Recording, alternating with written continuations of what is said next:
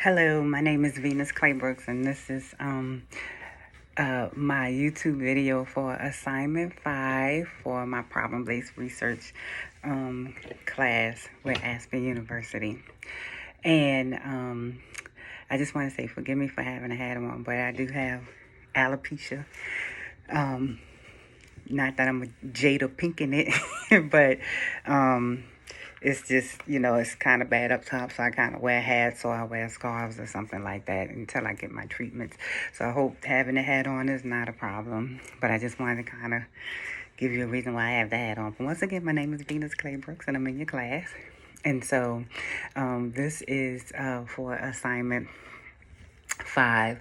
So it has a couple questions. So I'm going to read the questions, and then I'm going to go on with the answers. So the first question is, it says, what is the problem to be solved? So I work for Renew Schools, and Renew Schools is a charter school network in New Orleans, Louisiana. And I am the executive director for the extended learning programs. So basically in New Orleans, the school system is very different. I'm from Virginia, and I've worked in Charlotte, I've worked in Atlanta, but New Orleans is very, very different. As long as you live in New Orleans, you can go to any school in the city. You don't have to go to the school in your district. And so they just have a lot of, and with charter schools, they have a lot of different rules and regulations. Just to give you a little bit of background. So one of the main things that I'm responsible for is the after-school programs. And anything that happened before or after school falls under me. So in a traditional school, like the football coach probably reports to either the athletic director or the school principal. So all football coaches report to me.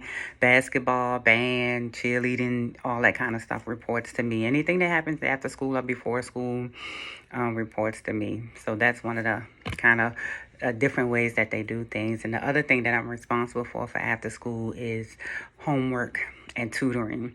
So the teachers that conduct the tutoring and the homework also report to me as well. And I have 3 schools, and so I have a big job. I had service over 1,000 students between the 3 schools. And so that's a lot. That's like having your own school, your own small charter school. But one of my problems that I ran into, and this was in one of my discussions, is homework completion. One of the big things I have is I have a grant called the 21st Century Grant, and it is a competitive grant that we get from the federal government. The state of Louisiana applies for it. They get a certain amount of money, and then we, as a school system, we apply to the state of Louisiana.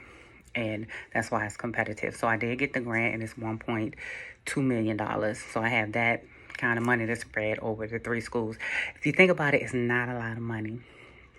I get it every year. I get $1.2 million every year. But for the amount of kids I service and the staff and stuff, it's not a lot of money. So, but one of the biggest problems we have was trying to figure out part of the grant. I have to do tutoring and homework completion, and how to get the kids to complete their homework, and getting the teachers and the principals involved, and the parents, because one of the biggest things that we would get from the kids is, oh, I don't have homework. But then the teachers will say, hey, how come the kids are not completing their homework in the after-school program? Or the parents would complain and say, hey, I sent my child to the after-school program specifically to, finish their homework. And so that was a big thing across all 3 schools. And so the goals that I wish to accomplish with action research is how to help kids at least start their homework, because one of the things, we don't want the kids to spend their whole time after school just doing homework, because we have other fun activities for those kids. And like I said, if I'm over the football team, that means if the football players got homework, they have to come to the person I have assigned to the football team to do their homework first. And, that becomes an issue with the coaches and all that. So it's kind of crazy. And so I just needed a plan on how to get everybody involved because I served from pre-K all the way to up to eighth grade on how to get them to complete their homework. Now, pre-K through second, not too bad. It's more of that testing age when you start taking the statewide testing, and that's that third grade up to the eighth grade. So one way to get them to complete the homework was I had to go and talk to the principals about how can we get this done. How do I know if this grade doesn't have homework, or if this group of kids don't have homework, or they got a little bit of homework or homework package or whatever. And so we had to come up with an action plan and to get the kids to finish the homework to satisfy teachers and parents together, I'm sorry. And so, like, the next question is who would be involved? Everybody. All my staff in the aftercare program, I hire course teachers. So I have math teachers, English teachers, social studies teachers, science teachers. And I hire a lot of paraprofessionals that already work with those teachers in the classroom.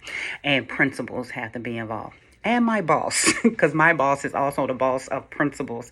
So if you think about the job, like you have your daytime principals and you have your morning and after school principals, and I'm the morning after school principal, but my title is executive director because I also have two more departments that fall under me. So almost everybody involved, all the way to the parents.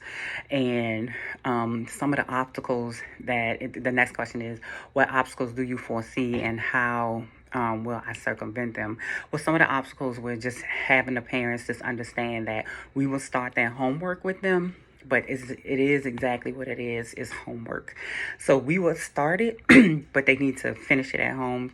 So we really need the parents to come behind us and check it, because some parents wouldn't realize their homework wasn't completed until they got a call from the teacher saying, hey, Venus didn't complete her homework today, and when she turned it in.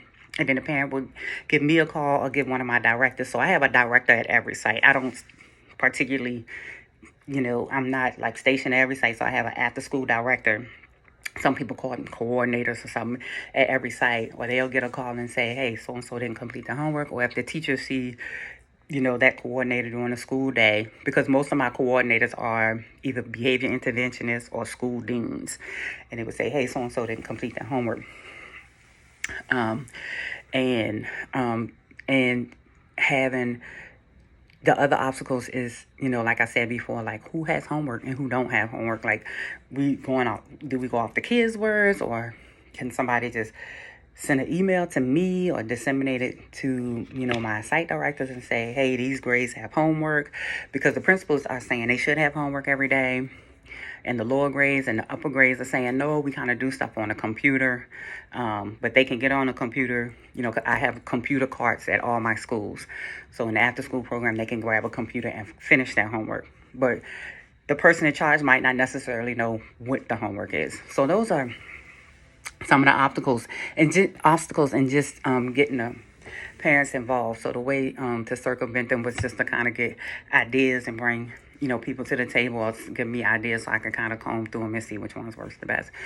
So it said, what solutions or interventions do you purposely implement, and describe them in detail? So one of the things I did is, one of the schools I met with the principals. I met with and the other unique thing about New Orleans is they have 2 to 3 principals in every school, because we go from pre-K to 8. There's no primary school, no elementary school, no middle school. They're all in one school. Specifically, this type of model came in place after Katrina. I moved here a year after Katrina to help rebuild a YMCA, and that's how I kind of fell into the school system.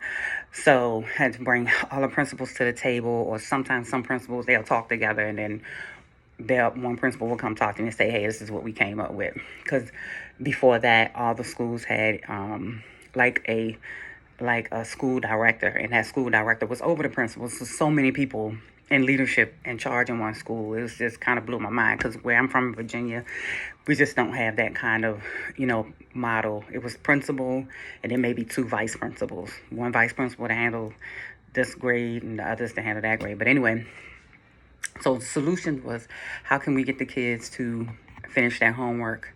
And so one school came up with a really good idea where the third, fourth, and fifth graders, when the bell rings, I have 6 core teachers, and it's 2 for each one of those grades. So when the bell ring, before they even come to me, sign in with me in after school, they go to their teachers. So all the third graders that are in the after school program would go to these 2 teachers, the fourth graders, those 2 teachers, and they would complete their homework plus get tutoring for an hour, which was amazing. And so that model really worked. And in the same school, we have 2 math teachers and 2 ELA teachers that would stay after school. And so, say for instance, if you are on the football team, on the basketball team, cheerleading, in the band, or anything like that, if your grades fall below a 2.0, you automatically had to go to the tutoring. And then we have class set aside for kids who parents say, hey, I don't want them doing anything unless they finish their homework. And so we worked that out very nicely. It don't quite work out the same way at all my schools, but I like that model, and I want to try to implement it at the rest of the schools. But some of the principals at the other schools like kind of doing things their way and what works for their students. But since we implemented that, I haven't had any issues. Maybe with the little kids from the pre-K to the second grade, those are the only parents that really is like, hey, I want my child's homework done because, when I get home, I want to be able to cook, blah, blah, blah, blah. And so they actually, have paraprofessionals in there. So I really need to work out something with that. And one of the things I want to do is just have them break out the homework for an hour and then check it. And then maybe put a note into, Venus's book bag and say, hey, Venus didn't quite get, her addition today. Mom, can you work with her on her addition a little bit more? And I will also let the teacher know. Okay, the next question is, how will you specifically measure the effectiveness? So we started this this year. One of the ways I want to measure is doing a pre-test of the kids in the classroom. It's like, what do they have to do with homework? I think if the kids are getting it and we do a pre-test and see like where they are in English, where they are in ELA, then we do like a mid-year assessment or a mid-year assessment and see where they are. We can also see how, we do teacher surveys. And with the teacher surveys, it tells us if, Venus is completing her homework. Is she completing it 80% of the time? Is she halfway completing it? Or is it completed 100% of the time? So we're able to see that in a system that we have, and it's called School Runner. So I can myself, because I have access to every child all through our whole network, I can see what the homework progression is. And then at the end of this school year, what I would like to also do is is look at that again and maybe do a post test and do a end of the year teacher survey to see what that's like. I also do a survey with the parents mid-year. I do one at the beginning of the year, but that's more like, what would you like to see? And then we can see the teachers the parents that say, hey, homework is very important. To me, I want my child to have their homework completed. And then we do another one that says, how is it going so far, basically, kind of survey. And then we do one at the end of the year. And so I would be able to see when we come back, which I would just consider mid-year, when we come back from Christmas or the holidays, and just do those surveys. And then I can put a metrics together and kind of look at it and share with the principals and say, hey, this is what's happening. Homework's looking good.